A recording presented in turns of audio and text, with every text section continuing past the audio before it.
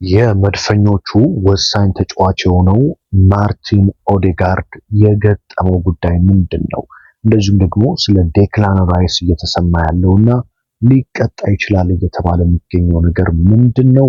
በሌላ በኩል አርሰናል ነገ ቅዳሜ ፉልሃምን የሚያሸንፍ ከሆነ የፕሪሚየር ሊጉን ዋንጫ የማሳካት እድሉ እጅግ ሰፊ ነው እያሉ በርካቶች እየተናገሩ ይገኛሉ።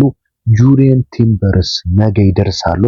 ምንድነው ያለው አዲስ መረጃ የሚለውን እንደተለመደው ወደ እናንተ በአማረ መልኩ እንግዲህ የስቱዲዮ ሰዓቴን አክብሬ ለማድረስ ተገኝቻለሁ።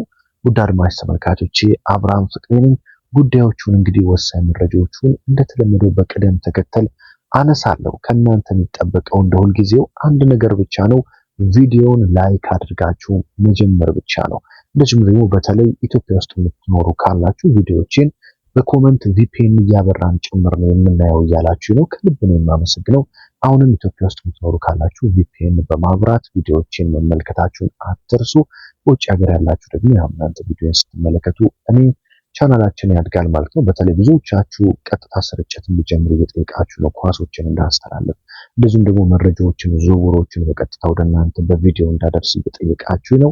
በከፍተኛ የድምጽና የቪዲዮ ጥራት ወደ እናንተ ለማምጣት ዝግጅት እያደረኩ ነው የምገኘው። ስለዚህ ከእናንተ የሚጠበቀውን ላይክ፣ ሼር ማድረግ እንዳትረሱ በአክብሮት እየጋበዝኩኝ ወደ ዛሬዎቹ መረጃ በቀጥታ ልውሰዳችሁ። እንግዲህ ከትላንትና ምሽት ጀምሮ ከትላንትና ሳይሆን ከአትሌቲኮ ማድሪድ ጋር ሮብ ዕለት አርሰናል ከተጫወተ በኋላ በርካታ ውስብስብ መረጃዎች እየወጡ ይገኛሉ። በተለይም ማርቲን ኦዴጋርድን በተመለከተ ማለት ነው። እንግዲህ የተጫዋች እጅግ በጣም አሳዛኝ የውድድር ዓመት እያሳለፈ ነው የሚገኘው። ያን የመሰለ ብቃት፣ ያን የመሰለ ወኔ፣ ያንን የመሰለ የአርሰናል መሰረት የመሆን ብቃቱን እንግዲህ በጉዳት ምክንያት እያጣ ነው የሚገኘው። አሁን እንኳን ባለፉት ጥቂት ጨዋታዎች አይታችኋል። ከጉዳት ተመልሶ እንዴት የአርሰናልን ማጥቃት እያገዘን እንደሚገኝ ማለት ነው። በተለይ ከማንቸስተር ሲቲ ጋር በነበረው ጨዋታ፣ ከዛም በኋላ ከኒውካስትል ጋር በነበረው ጨዋታ፣ ሮብ ዕለትም ከአትሌቲኮ ማድሪድ ጋር በነበረው የሻምፒዮንስ ሊግ ጨዋታ ከጉዳት ተመልሶ እንዴት በጥሩ እና በምርጥ አቋም ላይ እንደሚገኝ ተመልክታችኋል ብዬ አስባለሁ። ለዚህ ነው እኔ ብዙ ጊዜ ቪዲዮዎችን ስሰራ ማርቲን ኦዴጋርድ የአርሰናል መሰረት ከሆኑ ተጫዋቾች መካከል አንዱ ነው። በተለይ አርሰናል ግብ ለማስቆጠር የሚፈልግ ከሆነ ኦዴጋርድ ያስፈልጋል የምልበት ምክንያት ይሄ ነው። ኦዴጋርድ በጣም የፈጠራ ተጫዋች ስለሆነ ኤዜ በማርቲኔሊ በኩል ሆኖ ኦዴጋርድ መሃል ላይ ሆኖ ሲጣመሩ እንዴት ምርጥ ጥምረት እንደሚያሳዩን አይታችኋል ብዬ አስባለሁ። በጣም ምርጥ ጥምረት ነበር እየተመለከትን የነበረው። በተለይ አርሰናል አሁን ከሲቲ ጋር በኩል ነጥብ በኩል ጎል ተያይዞ እየሄደ ሲገኝ ያው አርሰናል ባለፈ ማሸነፉን ተከትሎ በ3 ነጥብና በ1 ጎል ይበልጣል። ያው ሲቲ ቀሪ አለው በእርግጥ። ስለዚህ ይህንን ደግሞ ምናልባት በኩል ነጥብ የሚጠናቀቅ ከሆነ የጎል ልዩነት ለማምጣት የኦዴጋርድ መኖር እጅግ በጣም ወሳኝ ነው እያልኩኝ ነበር። ብዙ ግቦችን ለማስቆጠር ያስፈልጋል በሚለው እንግዲህ ከትናንትና ምሽት ጀምሮ የሚወጡ መረጃዎች ደስ አይሉም። እውነት እንዳይሆኑ ከልቤ እየተመኘሁ ነው። እንግዲህ አርቴታ በኢዜ ቀይሮ ሲያስወጣው ብዙዎች እንግዲህ በጣም አርቴታን ሲተቹት ሰምቻለሁ። አንደኛ ኦዴጋርድ ማሽን አይደለም። በጉልበት ጉዳት አመቱን ሙሉ የተቸገረ ሰው ነው። በየጨዋታው 90 ደቂቃ አታጫውቱትም። ምርጥ ይሁን አይሁን እረፍት የሚያስፈልገው ተጫዋች ነው። ምክንያቱም ያስፈልጋቸዋል በጣም። ለዛ ነው አሰልጣኝ ሚኬል አርቴታ ወዲያውኑ ቀይሮ ያስወጡት። ብዙ የሀገራችን ጋዜጠኞችና ደጋፊዎች ግን አርቴታን ሲተቹ ሰምቼ በጣም ስገረምና ፈገግ ስል ነበር። እንዴት ነው ኳስን የሚረዱት ብዬ። የኦዴጋርድ መቀየር በጣም ትክክል ነበር። እንደውም እኔ ከፈራሁት በላይ የሆነ ነው። ምክንያቱም ኦዴጋርድ ለፉልሃም ጨዋታ ነበር ቀይሮታል ብዬ ሳስብ የነበረው። ነገር ግን ማታ እየወጡ ያሉ መረጃዎች የሚያሳዩት ኦዴጋርድ አሁንም ጉልበቱ አካባቢ ምቾት እየከለከለው እንደሆነ ተሰምቷል። አይታችኋል ተቀይሮ ከወጣ በኋላ እንዴት አዝኖ ተቀምጦ እንደነበረ። ይህ መረጃ እውነት ባይሆን ደስ ይለኛል። ቅዳሜ ከፉልሃም ጋር በሚኖረው ጨዋታ ኦዴጋርድ በጣም ደህና ሆኖ ቢመለስ እኔ አንደኛ የምደሰተው ነኝ። ምክንያቱም የኦዴጋርድን ብቃት በደንብ ሜዳ ላይ ማየት ስለምፈልግ ማለት ነው። ነገር ግን ትላንትና ምሽት የወጡ መረጃዎች ኦዴጋርድ እንደ አዲስ ጉልበቱ አካባቢ ጉዳት የማገርሸት ስሜት እየተሰማው እንደሆነና ምርመራ እንደሚደረግለት ዛሬ ተሰምቷል ማለት ነው። ስለዚህ ከቅዳሜ የፉልሃም ጨዋታ ምናልባትም ውጪ ሊሆን ይችላል። ነገር ግን ዛሬ የሚደረግለት ምርመራ ነው የሚወስነው። ዛሬ የሚደረግለት ምርመራ ምንም ነገር የለም፣ ከባድ ነገር የለም፣ ዝም ብሎ ፍርሃት ነው። ስለዚህ ተጫወት የሚባል ከሆነም ሊጫወት ይችላል። ነገር ግን ኦኬ ጉዳታ አገግሟል፣ ጉዳታ አገርሽቶ ተመልሶ መጥቷል፣ ስለዚህ የተወሰኑ ጨዋታዎችን እረፍት ማድረግ አለበት የሚሉ ከሆነ ዶክተሮች ለኦዲጋርድም ለአርሰናልም በጣም መጥፎ ዜና ነው ብዬ አስባለሁ። ምክንያቱም ሃቨርት ገና ተጎድቷል። ኦዲጋርድ የሚጨመር ከሆነ እንግዲህ ከባድ ነው የሚሆነው። ኦዲጋርድ በጣም አሳዛኝ ተጫዋች እየሆነ ነው። ግን ዛሬ የሚወጣው መረጃ ጥሩ እንዲሆንና የምርመራ ውጤቱ ጥሩ እንዲሆንና ለፉላሙ ጨዋታ እንዲመለስ በርካታ የአርሰናል ደጋፊዎች ምኞታቸውን እየገለጹ ይገኛሉ ማለት ነው።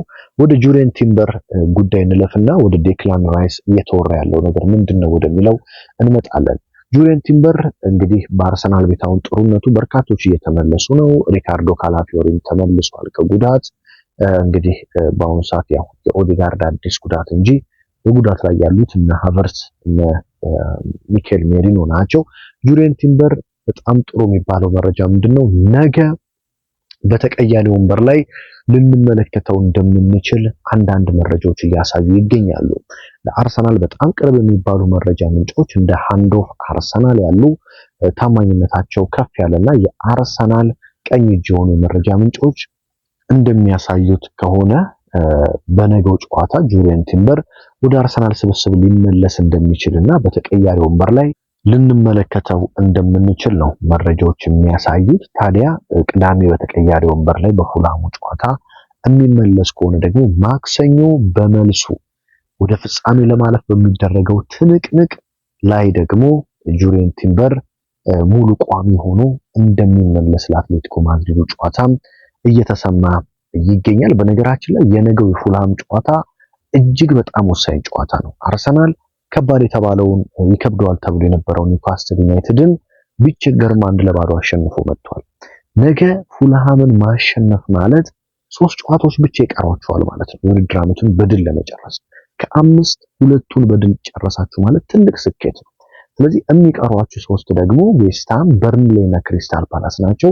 እዛ ላይ ያላችሁን ሁሉ ለመስጠት ለመጋደል ትዘጋጃላችሁ። ስለዚህ ነገ ፉልሃምን ማሸነፍ በጣም ትልቅ ክሬዲት የሚሰጠው ነው። ለዛ ነው አርቴታ ሮብለት ልክ የሻምፒዮንስ ሊግ ጨዋታ እንዳለቀ አሁን ትኩረታችን ፉልሃም ነው ሲሉ ሮብ ማታ ልክ ከአትሌቲኮ ጋር አቻ እንዳለቀ ትኩረታችን ፉልሃም ነው ሲሉ የተናገሩት የፉልሃሙ ጨዋታ ምን ያህል ወሳኝ እንደሆነ ለአርቴታ ስለገባቸው ነው። ለአርሰናል ደጋፊም ለአርቴታ ምክንያቱም በሻምፒዮንስ ሊግ ጥሩ ውጤት ይዞ መጥቷል። አርሰናል ከባለፈው ቅዳሜ ጀምሮ ጥሩ ሳምንት እያሳለፈ ነው።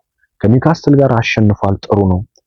በሻምፒዮንስ ሊግ ግማሽ ፍጻሜ ከሜዳው ውጪ ሄዶ ከአትሌቲኮ አንዳቸው ይዞ መጥቷል፣ ጥሩ ውጤት ነው። ለማሸነፍም ተቃርቦ ነበረ። ስለዚህ ፉልሃምን ድል ማድረግ የሚችል ከሆነ ደግሞ ሌላ በጣም ጥሩ የሳምንቱን ውጤት ማስመዝገብ ይችላል። በተለይ 2-3 ግብማ የሚያስቆጥር ከሆነ በጣም ትልቅ ድርብ ደስታ ነው ለአርሰናል ደጋፊዎች። ስለዚህ ለዚህ ጨዋታ ኦዲጋርድ ቢኖር ለኔ በጣም ጥሩ ነበረ፣ ምክንያቱም አርሰናል ግን ማስቆጠር አለበት። ኦዲጋርድ የማይኖር ከሆነ ግን ኤዜ ወደኋላ ይመለስና የኦዲጋርድን ቦታ ድጋሚ ይሸፍናል። ያው ከሰሞኑ አርቴታ በፕሪሚየር ሊጉ ሲጠቀም የነበረው ኤዜን በማርቲኔሊ በኩል አድርጎ ኦዲጋርድን መሃል ላይ አድርጎ ሁለቱንም በአንድ ጨዋታ እያሰለፈ ጥሩ የማጥቃት ባህሪ እያሳየ ነበር አርቴታ። አሁን ግን ኦዲጋርድ የማይኖር ከሆነ ኤዜን ወደኋላ ይመልሰውና ማርቲኔሊን ወይ ትሮሳርድን በቦታቸው አስገብቶ ጥሩነቱ ቡካዮ ሳካ በአሁኑ ስለተመለሰ ቡካዮ ሳካ ምናልባትም በፉላሙ ጨዋታ ቋሚ ሆኖ ይጀምራል ብዬ ነው የምጠብቀው። በአትሌቲኮ ማድሪድ ቋሚ ያልሆነበት ምክንያት በደንብ እንዲያገግምና ተክለሰውነቱ ይሄ አካላዊ ብቃቱ በደንብ እንዲመለስ ለማድረግ እንደሆነ አስባለሁ። ስለዚህ በፉልሃሙ ጨዋታ የኤዜና የሳካ ልዩነት ፈጣሪ በጣም ጥሩ ነው። በሻምፒዮንስ ሊጉም ዮኬሬሽ ማሳየት የመጣው ብቃት ለነገው ጨዋታ በጣም ጥሩ ይሆንለታል ተብሎ ይጠበቃል። ወደ ዴክላን ራይስ ጉዳይ ልውሰዳችሁ። ዴክላን ራይስ ምንድነው ሊገጥመው ይችላል እየተባለ የሚገኘው ቅጣት የሚለው ከትናንትና ጀምሮ መነጋገሪያ ሆኗል። አዎ ዴክላን ራይስ ቅጣት ሊገጥመው ይችላል። የአውሮፓ ሻምፒዮንስ ሊግ ማህበር እግር ኳስ ማህበር በደንብ እያጠና ነው የሚገኘው። ያው በተለይ ታውቃላችሁ የኢብሪቼ ኢዜ ፍጹም ቅጣት ምት በአትሌቲኮ ማድሪድ ግልጽ ፍጹም ቅጣት ምት ነው በነገራችን ላይ። ምክንያቱም የኤዜ እግር ተረግጧል። የረገጠው ተጫዋች ኳሱን አልነካም፣ ቀጥታ ሄዶ ኤዜን የረገጠው ግልጽ ፍጹም ቅጣት ምት ነበር። አርቴታም በጣም ተበሳጭቻለሁ ሲል ተናግሮ ነበር ከጨዋታው በኋላ። ታዲያ ዴክላን ራይስም በከፍተኛ ሁኔታ ዳኛውን ተችቶት ነበረ። ታዲያ ትችቱ ወደ ስድብና ትንሽ ከፍ ያለ ትችት ነው በሚል የአውሮፓ እግር ኳስ ማህበር ምርመራ ከፍቶበታል። ዲክላን ራይስ ላይ ከማክሰኞ ጨዋታ ይታገዳሉ፣ ገና አልተረጋገጠም። ከፍጻሜ ጨዋታ ሊታገድ ይችላል፣ ቅጣት ሊጠብቀው ይችላል፣ ገና እስካሁን አልተወሰነም። ነገር ግን የአውሮፓ ማህበር እግር ኳስ ማህበር ጉዳዩን እየተመለከተው እንደሚገኝ ያለው መረጃ ያው ዴክላን ራይስ ላይ በደርሶ መልሱ ጨዋታም በፍጻሜ ጨዋታም በቅጣት ማጣት ማለት ለአርሰናል ትልቅ ኪሳራ ነው። በፍጹም መሆን የሌለበት ጉዳይ ነው። ምክንያቱም ዴክላን ራይስ በአሁኑ ሰዓት የአርሰናል የልብ ምት የሆነ ተጫዋች ነው። ስለዚህ ዴክላን ራይስን ማጣት በፍጹም የማይታሰብ ጉዳይ ነው። ስለዚህ በአሁኑ ሰዓት ያለው መረጃ እንደዛ ነው የሚለው። ዴክላን ራይስ እየተመረመረ ነው ጉዳዩ። ነገር ግን ቅጣት ይጣልበታል የሚል እምነት የለኝም። እስካሁን ድረስም ምንም የተጣለበት ቅጣት የለም። ራይስ ቅጣት ተጣለበት ማለት በሻምፒዮንስ ሊጉ ለአርሰናል በጣም ትልቅ ኪሳራ ስለሚሆን ከባድ ነው የሚሆነው። ነገር ግን እስካሁን ድረስ ምንም አይነት የጣለበት ቅጣት የለም። ነገር ግን የአውሮፓ እግር ኳስ ማህበር ጉዳዩን እያጣራው ይገኛል። እንግዲህ በጣም ጥሩ ዜና ጁሪየን ቲምበር ለመመለስ ከጫፍ መድረሱ ነው። ነገ እንኳን ባይኖር ማክሰኞ ከአትሌቲኮ ማድሪድ ጋር እንደሚኖር መረጃዎች ማሳየታቸው ለአርሰናል በጣም ጥሩ ዜና ነው። መጥፎ ዜና ደግሞ ስለ ኦዴጋርድ የተሰማው ጉዳይ ነው። ዛሬ በተለይ ምርመራው እስኪጠናቀቅ ድረስ እኔም ምርመራው እንደተጠናቀቀ ወደ እናንተ መረጃ በነገ ጠዋት የመረጃ ሰዓት ወይም በሁለተኛው ቻናል መረጃ ሰዓት መረጃው ብቻ በወጣ ሰዓት ወደ እናንተም የአርቴታ መግለጫ በተለይ በጉጉት ነው የምጠብቀው። አርቴታ ስለ ነገው የፉልሃም ጨዋታ መግለጫ ሲሰጥ ስለ ኦዴጋርድም መናገሩ አይቀርም። ምንድነው ለምንድነው የቀየርከው፣ ጉዳቱ እውነት ነው የሚለውን ራሱ አርቴታ ያረጋግጥልናል። ስለዚህ የሱን መግለጫ እኔ በጉጉት እየጠበቅኩ ነው የምገኘው። እናንተ በጉጉት እየጠበቃችሁ እንደምትገኙ አስባለሁ። አርቴታ መግለጫውን እንደሰጠ እውነት ኦዴጋርድ ምን ገጠመው፣ ቲምበርስ ይመለሳሉ የእውነት የሚለውን ወደ እናንተ አደርሳለሁ ማለት ነው። ነገ በነገራችን ላይ 1 ሰዓት ተኩል ላይ ነው ጨዋታው፣ ልክ እንደ ቅዳሜው ማለት ነው። በኤምሬት ነው የሚደረገው ጨዋታው። እንግዲህ በአሁኑ ሰዓት የኤምሬት ድባብ በቃ መቀየር አለበት። የኤምሬት ይሄ ጭንቀታም የሆነ አየር ደጋፊው አብሮ ተጨንቆ እንደዛ ሳይሆን ከመጀመሪያው ደቂቃ እስከ መጨረሻው ደቂቃ አርሰናልን እየደገፉ ደጋፊዎች በደንብ ሞቅ ባለ መልኩ አርሰናልን ወደ ድል ለመውሰድ ከፍተኛ ድጋፍና ግፊት ማድረግ አለበት ብዬ አስባለሁ። የአርሰናል ደጋፊ በተለይ በኤምሬት የሚገኝ አርሰናል ደጋፊ ማለት ነው። ከፉላም ጋር በሜዳው መጫወቱ ለአርሰናል በጣም ጥሩ ዜና ነው። መድፈኞቹ ልክ እንደ ኒውካስትሉ ጨዋታ ፉላም ይከብዳቸዋል እየተባለ ነው የሚገኘው። ፉላም በደንብ አሸንፈው ነጥብ ይዘው ይወጣሉ ወይስ ነጥብ ጥለው ለሲቲ ዋንጫውን አሳልፈው ይሰጣሉ የሚለው በጣም በጉጉት የሚጠበቅ ነው የሚሆነው። ምክንያቱም ነገ አርሰናል የሚያሸንፍ ከሆነ ሲቲ ላይ ጫናው ከፍ ነው የሚለው። አንደኛ 6 ነጥብ ይሆናል ልዩነቱ፣ ቀሪ እንኳን ቢኖረውም ሲቲ የጎል ስፋቱም ይሰፋል። ነገ ለምሳሌ አርሰናል 2-0 ማሸነፍ ቢችል የ3 ጎል ልዩነት ይኖራል። ስለዚህ ሲቲ በሚቀሩት ቀሪ ጨዋታ ቢያንስ 4 ጎሎችን ማስቆጠር አለበት ከአርሰናል በላይ ለመሆን ማለት ነው። ከአርሰናል እኩል ለመሆን ደግሞ ማሸነፍም 3 ግብ ማስቆጠር ነው የሚጠበቅበት። ስለዚህ እነዛን ግቦች ለማስቆጠር ሲል ደግሞ ከፍተኛ ጫና ስለሚኖርበት አርሰናል ነገ የግድ የሞት ሽረት ጨዋታ አድርጎም ድል ማድረግ አለበት ማለት ነው። እንግዲህ የዕለቱ ያሉት መረጃዎች እነዚህ ናቸው። ከአርቴታ መግለጫ በኋላ ደግሞ ሁሉም ነገር ግልጽ ስለሚሆን ስለ ኦዴጋርድ፣ ስለ ቲምበር ወደ እናንተ ያለውን መረጃ የማደርስ ይሆናል ማለት ነው። ሀገር ውስጥ ከባህር ማዶ በመሆን የዚህ ቻናል ቤተሰብ እየሆናችሁ በየዕለቱ መድፈኞቹን የተመለከቱ መረጃዎችን በስተመጨረሻም ሌሎች አዳዲስ መረጃዎችን የምትከታተሉ ቤተሰቦቼ ከልብ ላመሰግናችሁ እወዳለሁ። በሌላ መረጃ በሌላ ወሳኝ ጥንቅር ደግሞ እስከምንገናኝ በያላችሁበት ሰላም ተመኘሁላችሁ።